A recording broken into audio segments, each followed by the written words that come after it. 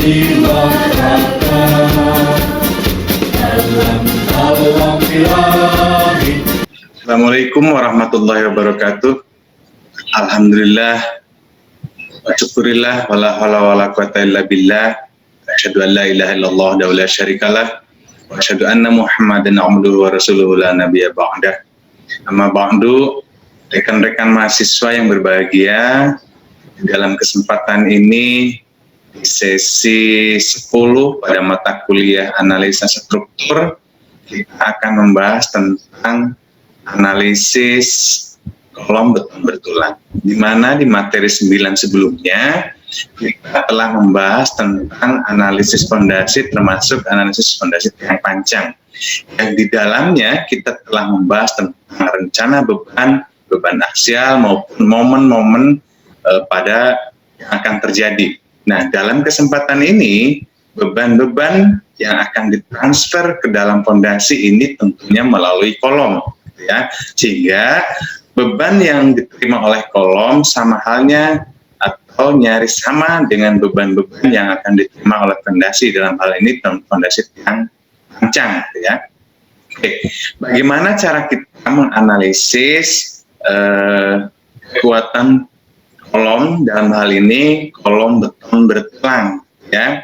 Nah, kita ketahui bahwa pada umumnya kolom beton bertulang itu ada yang berbentuk bulat, ada juga yang berbentuk segi empat. Nah, bagaimana cara kita menganalisisnya, ya? Oke, pertama-tama saya ingin share dulu materinya, ya. Tapi yang paling penting dalam kesempatan ini bahwa kompetensi yang harus dikuasai oleh setiap mahasiswa dalam mata kuliah ini, di dalam sesi ini, mahasiswa harus mampu menganalisis kolom beton bertulang, baik kolom itu dalam dimensi segi empat ataupun bulat. Oke, kita mulai. Sebelum kita ke studi kasus, sedikit saya ingin memberikan penjelasan tentang kolom beton, ya. Kita ketahui contoh gambar ini bahwa kolom itu adalah komponen struktur dengan rasio tinggi terhadap dimensi lateral terkecil melebihi 3 yang digunakan terutama untuk mendukung beban aksial tekan. Ini berdasarkan SNI Not 3 2847 2002. Ya, ini contoh bentuk kolom yang segi 4. Nah, kemudian jenis-jenis kolom ini ada kolom menggunakan pengikat sengkang, kolom menggunakan pengikat spiral, dan ada juga struktur kolom komposit. Apa yang dimaksud dengan kolom menggunakan pengikat sengkang? Ya, nah, kolom menggunakan pengikat sengkang itu adalah kolom-kolom atau penulangan yang menggunakan cincin besi. Bahasa umum di lapangan kita menggunakan cincin, ya, cincin besi. Sedangkan kolom pengikat spiral, tadi yang menggunakan cincin besi pada umumnya bentuk kolomnya berbentuk segi empat, kemudian ada bentuk segi empat cincin besi. Kemudian yang dimaksud dengan kolom pengikat spiral, nah pada umumnya kolom ini berbentuk bulat, dan ini tidak menggunakan cincin, tapi sengkangnya menggunakan spiral atau besi behel yang diulir seperti per. Maka ini disebut dengan kolom menggunakan pengikat spiral.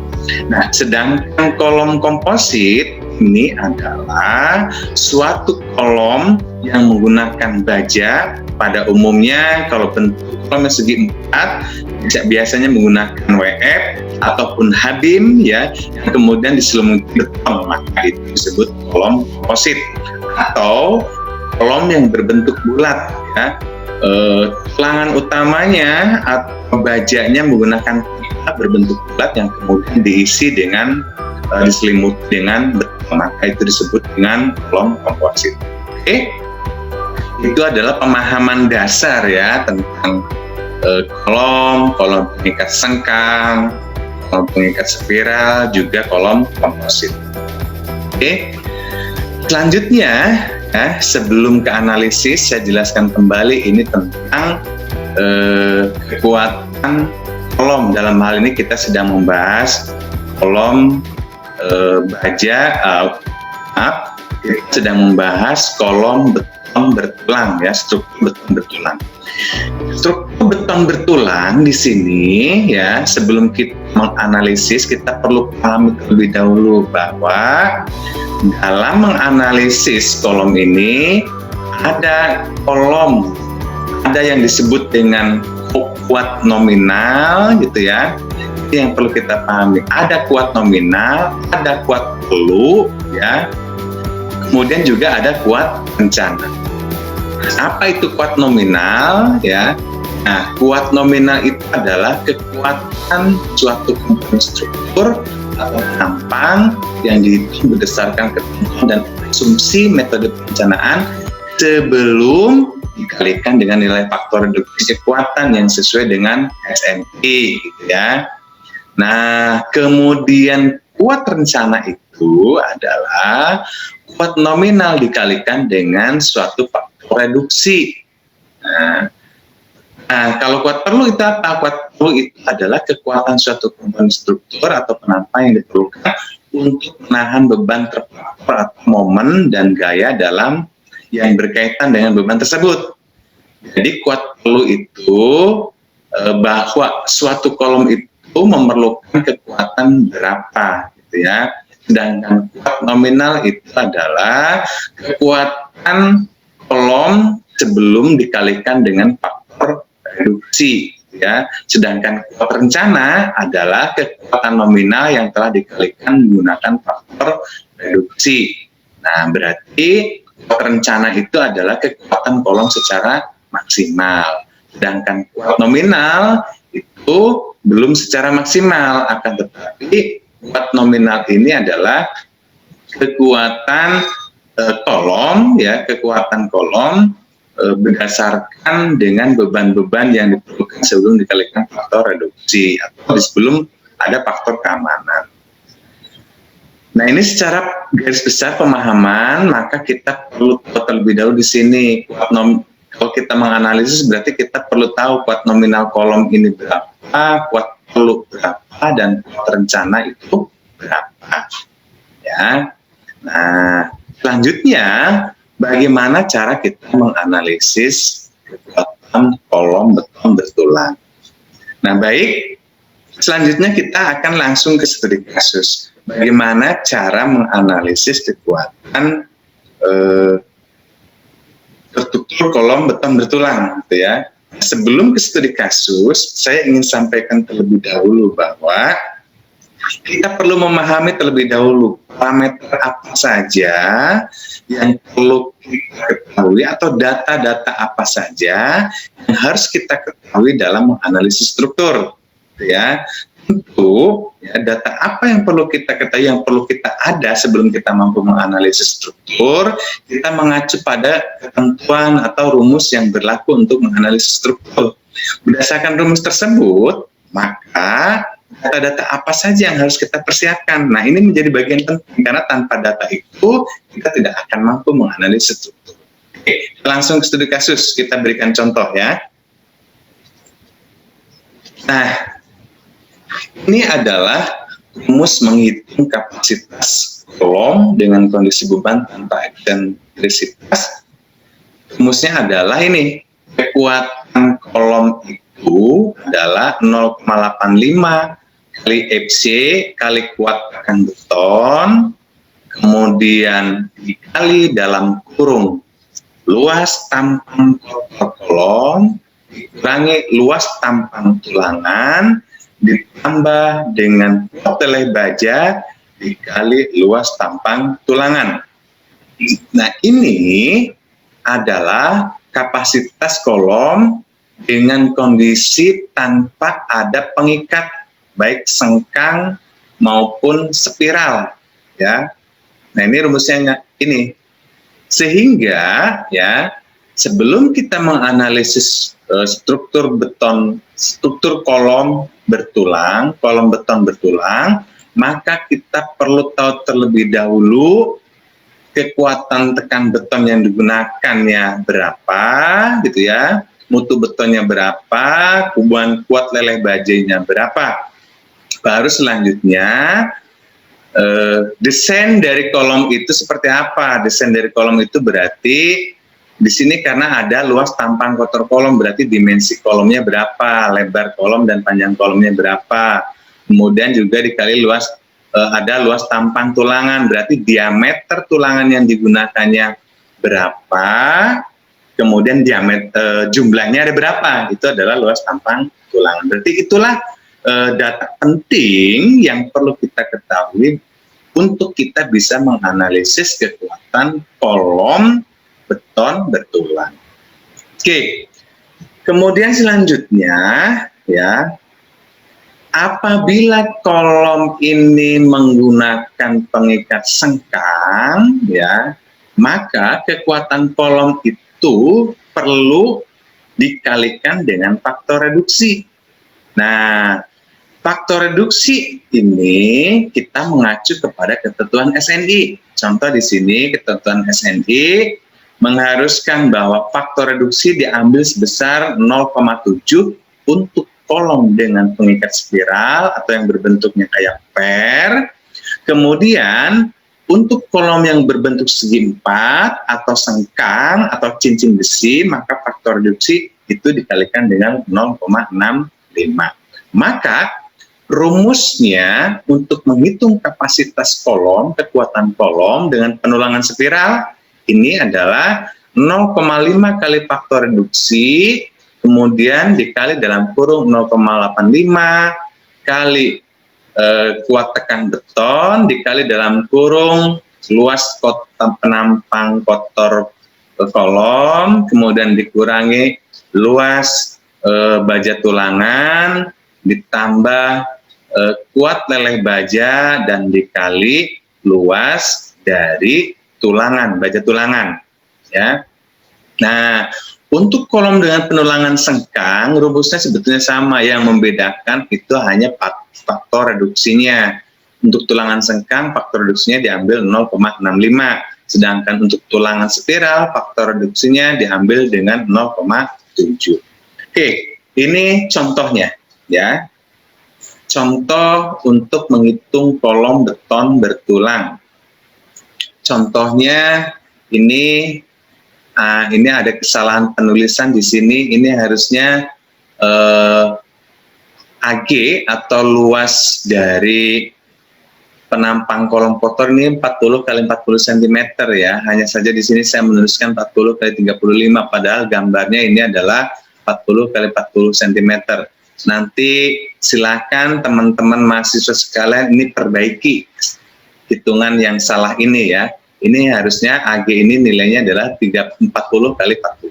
Oke, ini studi kasusnya adalah kolom segi 4 ya, dengan tulangan sengkang menggunakan tulangan D8 ya. Kemudian baja tulangan yang digunakannya adalah 2.400 kg per cm persegi. Kemudian tulangan utamanya dengan diameter 16, kuat leleh bajanya sama 2.400 kg per cm persegi, dan beton yang digunakannya adalah K300 atau kuat tekannya adalah 300 kg per cm. Maka berdasarkan rumus tadi, kapasitas kolom ini dapat dihitung seperti ini.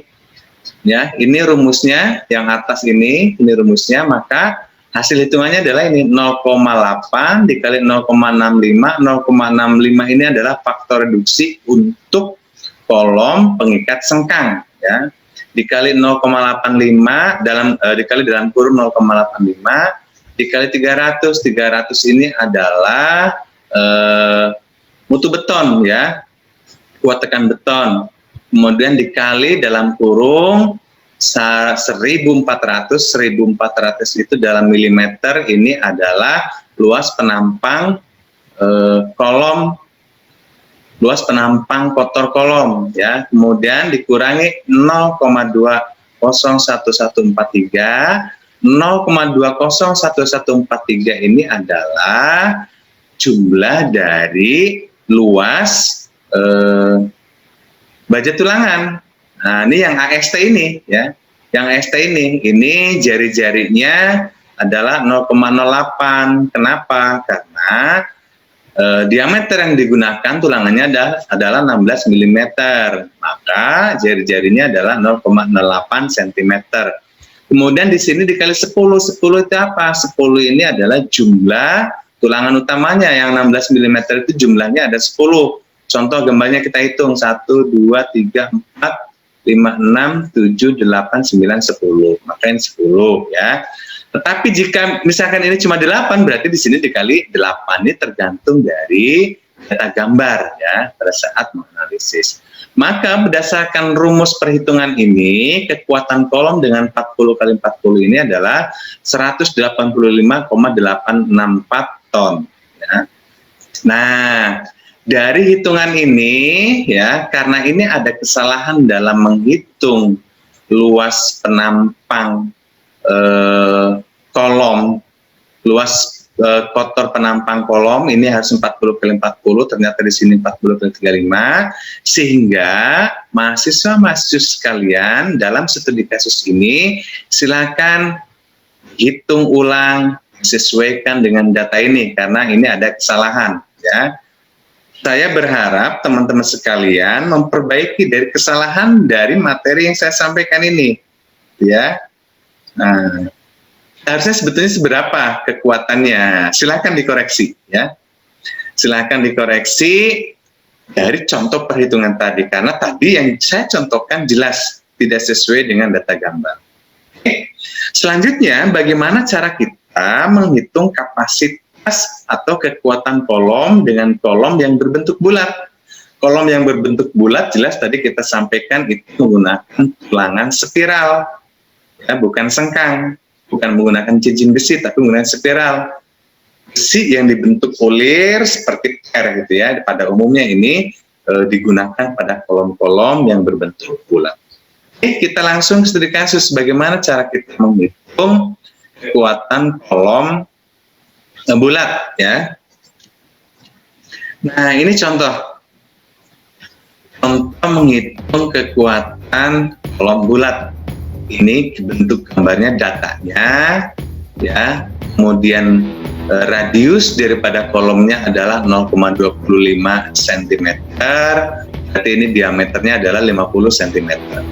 Rumus menghitung kekuatan kolomnya seperti ini, yang di atas ini itu 0,85 dikali faktor reduksi dikali dalam kurung 0,85 kali kuatan beton dikali dalam kurung luas kotor penampang kolom dikurangi jumlah luas baja tulangan tambah kuat leleh baja tulangan dikali jumlah luas baja tulangan. Oke, keterangannya di sini dalam gambar jelas R-nya adalah 0,25, dan tulangan spiralnya 8 mm dengan menggunakan leleh bajanya 2400 kg per cm, kemudian tulangan utamanya 16 mm, kemudian kuat leleh bajanya sama 2400, mutu beton yang digunakannya adalah 300 atau artinya adalah 300 kg per cm persegi. Maka ya dari data ini kita rangkum seperti yang dalam kotak ini. Kita lebih dahulu FC-nya 300 kg per cm kubik, FV-nya 2400 kg per cm kubik, kemudian luas dari penampang kolomnya adalah karena ini bentuk lingkaran, hanya adalah 25 ya, maka kita sudah tahu bagaimana cara menghitung luas lingkaran ya.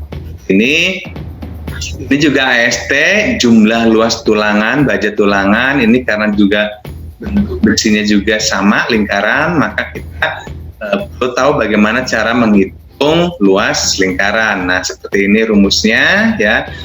Yaitu 0,08 pangkat 2 di sini 0,8-nya adalah jari-jari dari luas jari-jari dari diameter tulangan dari besi tulangan ya, karena besi tulangannya 16 mm, maka jari-jarinya adalah 0,08 cm. Sedangkan ini dikali 8, 8 ini apa? 8 ini adalah jumlah tulangannya. Jumlah tulangannya berdasarkan data ada 8, 1, 2, 3, 4, 5, 6, 7, 8. Berdasarkan rumus ini, maka kita tinggal memasukkan data-data seperti contoh hitungan ini. Seperti ini, masukkan datanya, ringkasan hitungan seperti ini, maka kekuatan kolom bulat ini, ya, berdasarkan data ini adalah 298,193 ton. Ya. Nah, maka selanjutnya tadi kita perlu mengetahui pada saat kita menganalisis, ya, sebelumnya kita sampaikan bahwa tadi berarti yang telah kita analisis karena sudah kita kalikan dengan faktor reduksi, ya, berarti kolom tadi yang kita analisis adalah kuat rencana. Itu adalah kuat rencana. Nah, berarti kita perlu tahu kuat nominalnya, berarti sebelum dikali faktor reduksi, kemudian kuat perlu itu berarti kolom itu sebetulnya memerlukan kekuatan berapa. Kuat perlu berarti kita perlu seimbangkan dengan kolom tersebut akan menerima beban berapa, gitu ya.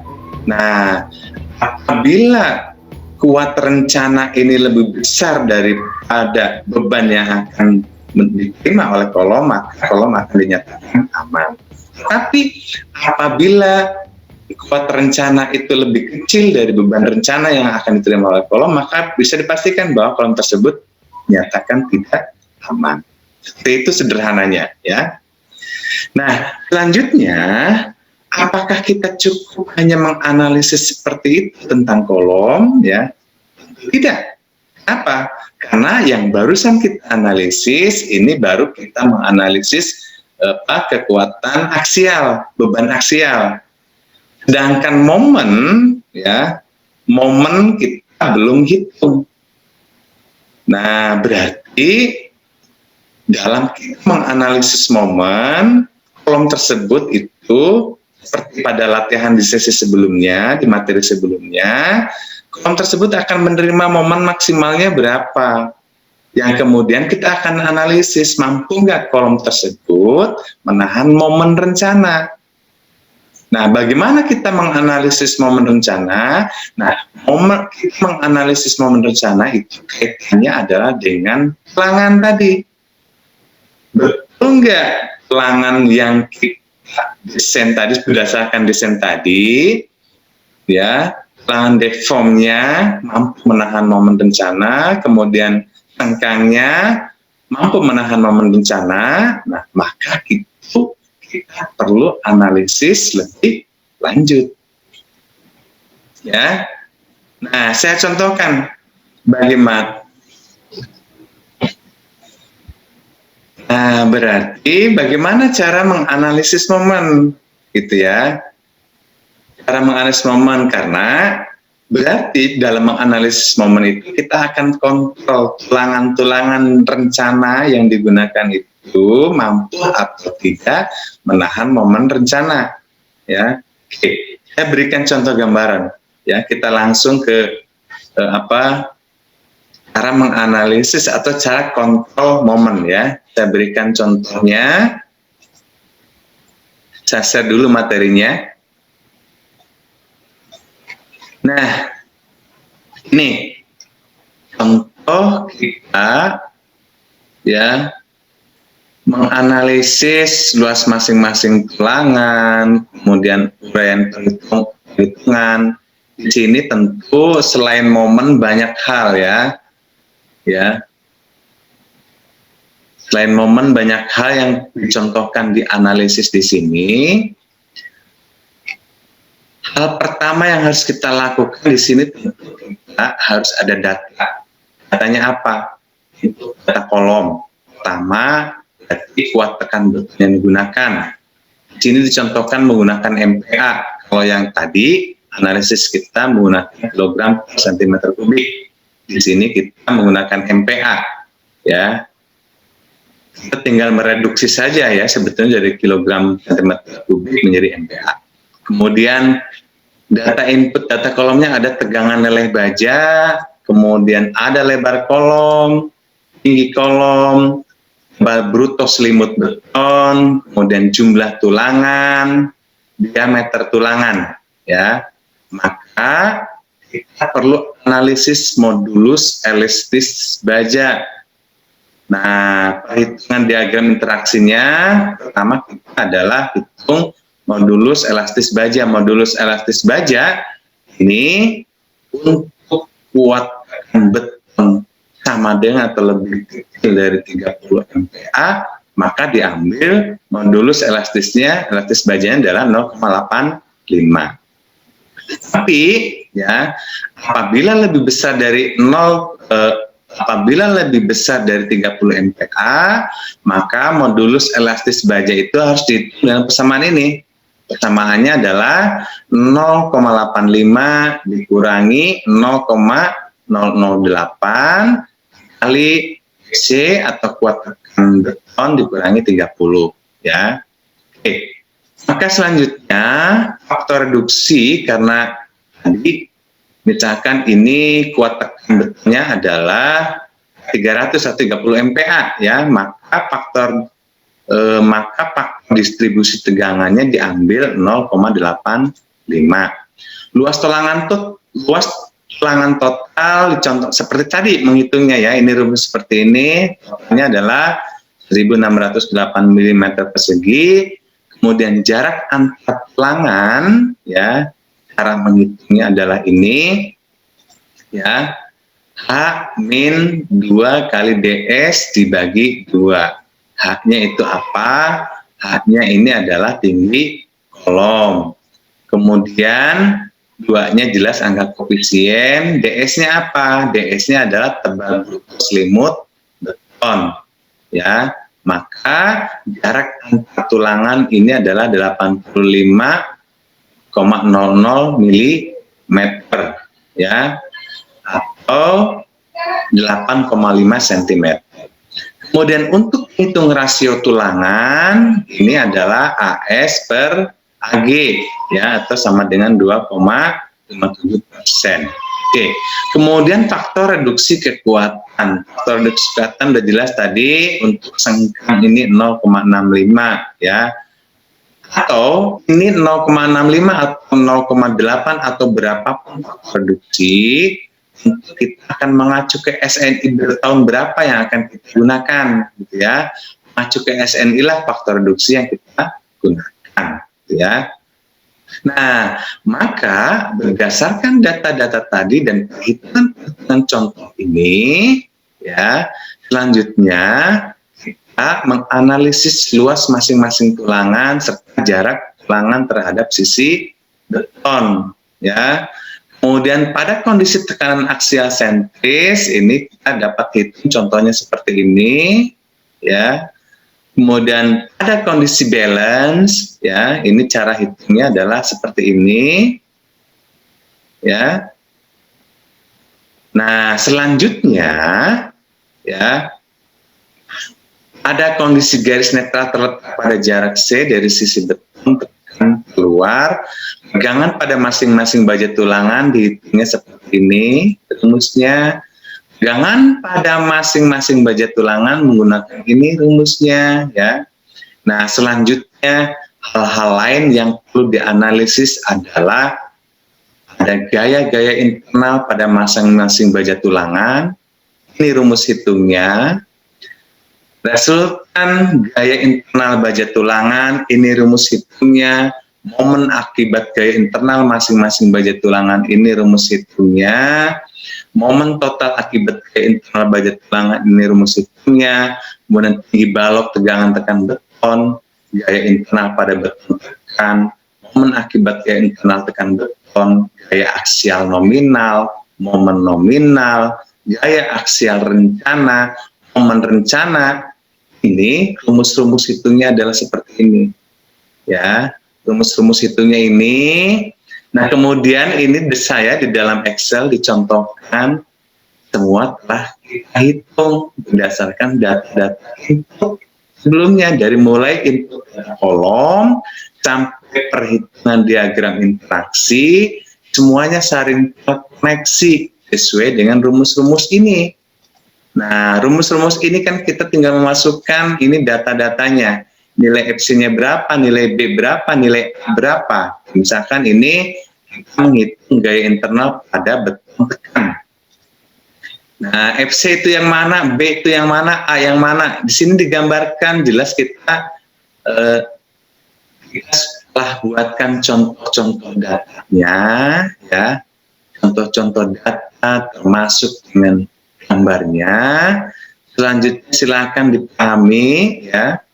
Selanjutnya dipahami data-data ini. Ini contohnya di sini ada A sama dengan modulus elastis baja dikali C. Contohnya adalah ini di gambar ini, ya. Nah, ini berdasarkan rumus-rumus persamaan ini dirangkum dalam hasil perhitungan ini semua. Dari mulai C dan seterusnya sampai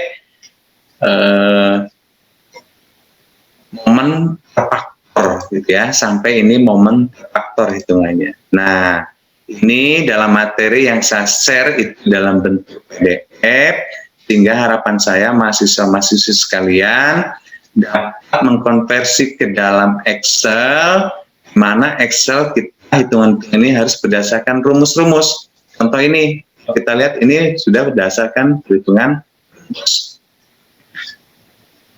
Nah, itu adalah contoh gambaran, kontrol momen, dan lain sebagainya pada kolom berbentuk segi empat. Bagaimana cara menganalisis momen dan lain sebagainya pada kolom yang berbentuk bulat?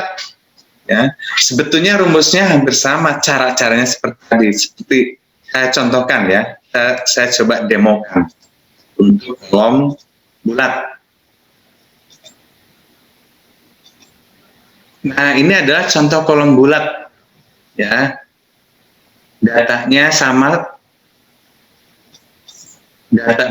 sama, misalkan input data kolomnya seperti ini, misalkan ini bentuk kolomnya bulat, jumlah tulangannya, hitungan diagram interaksinya seperti ini sama, ya. Nah, luas masing-masing tulangan, hitungan gaya-gaya dan momen dan lain sebagainya seperti ini, ya. Nah, ini adalah contoh menghitung, menganalisis kekuatan kolom beton bertulang dengan bentuk kolom yang berbentuk bulat. Nah, ini sama. Kita perlu mempelajari karena materi yang saya share bukan Excel, ya, bentuk PDF, maka coba aplikasikan ke dalam PDF, ya. Jadi angka-angka ini harus berdasarkan hitungan-hitungan sesuai rumusnya ini, sesuai persamaan ini. Nah, itu ya secara singkat teman-teman mahasiswa sekalian dalam sesi 10 ini dalam analisis kolom beton bertulang. Baik, ini yang bisa saya sampaikan dalam sesi 10 pada mata kuliah analisa struktur. Dalam topik pembahasan adalah analisis kekuatan kolom beton bertulang. Semoga ini bisa dipahami dan tentu perlu dipelajari lebih lanjut untuk kita memahami, dan semoga ini bermanfaat. Kurang lebihnya mohon dimaafkan. Kemudian dan akhiri. Kemudian saya akhiri, bila hidayah walakum minkum. Wassalamualaikum warahmatullahi wabarakatuh.